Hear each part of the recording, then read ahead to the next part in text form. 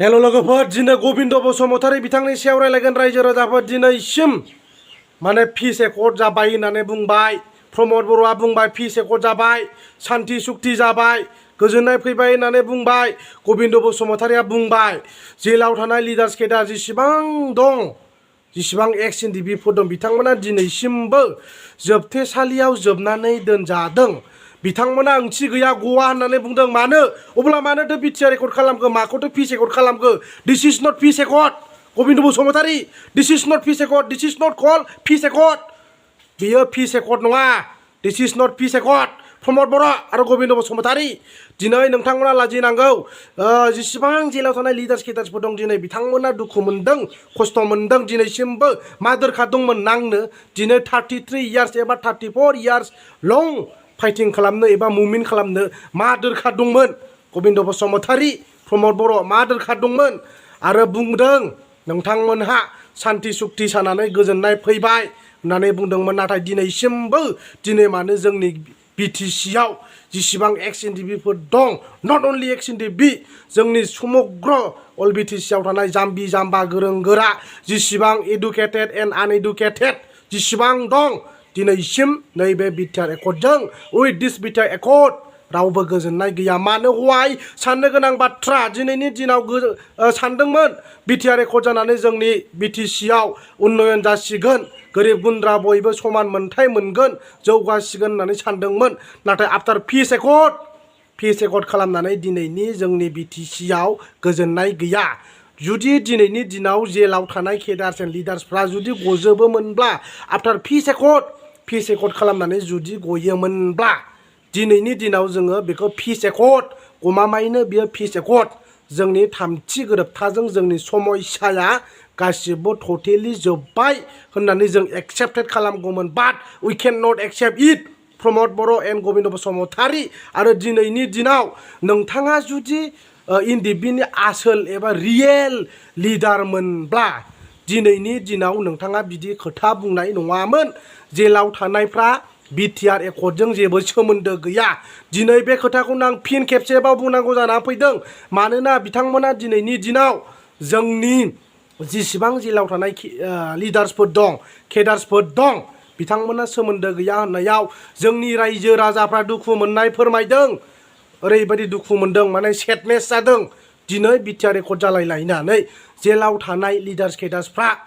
फाउन्डार of द एनडिबि रन्जन दैमारि मोनहा गयैया आसुरित दुखुनांथाव बिनिफ्राय दुखुनांथावसिन आरो लाजिथावसिन जेबो बाथ्रा गैला आरो आङो मोनसे खोथाखौ रोखायै बुंबावगोन रायजो राजाफोर दिनैनि दिनाव आफ्टार फिस एकर्ड बर'नि थामथि गोरोबथा खालामखांनानै प्रमद बर' बिथाङा बुंदोंमोन एनडिबिफोरनि जि रिहेबिलिटेसन बेखौ फार्स्ट फेजआवनो मावनाय जागोन होनना बुंदोंमोन बाट अलमस्ट 3 इयार्स रानिं जाबाय दिनैसिमबो मानो गैया फोरो एक्स एनडिबिफोरनि फार्स्ट फेजआव एबा 1 नाम्बाराव जेसेबां एनडिबिफोरनि समयसा दं एक्स एनडिबिफोरनि जि मोननांगौ रिहेबिलिटेसन एबा अनसुंथाइखौ 1 नाम्बाराव फार्स्ट फेजआव मावनाय जागोन होननानै बुंदोंमोन नाथाय दिनै मा जाखो प्रमद बर' जाबाव नोंसोरो आफ्टार 3 इयार्सनि उनाव जाबाव दिनै नोंथांमोना जोंनि बर' हारिखौ फानबाय आरो दिनैनि दिनाव एक्स एनडिबिफोरखौबो फानबाय रोजा रोजा बर' फिसाफोरा बड'लेण्डनि सिमां नुनानै मुंख्लं जालांबाय दिनैनि दिनाव नोंथांमोना आरो बेफोरबायदि साव होजागोन सावनांगोन प्रमद बर' आरो बे गबिन्द बसुमतारी इउपिपिएलनि जेसेबां लिडार्सफोर दं गोख्रों मेलेम बरहाफोर दिनैनि दिनाव फिस एकर्ड खालामनानै बिथांमोना मा लाबोखो रायजो राजानो दिस इज नट फिस एकर्डलै बुजिबाय बारे बारे बुंदों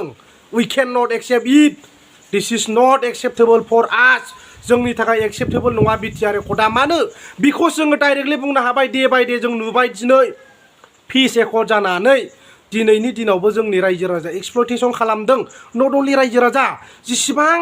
एक्स एनडिबिफोर दं बिथांमोनाबो दिनैसिमबो जेलाव दङ थिल नाव मानो थाखो जेलाव फिस एकर्ड जानानै मानो जेलाव थाबावखो मानो लाजिनाय मोनाखै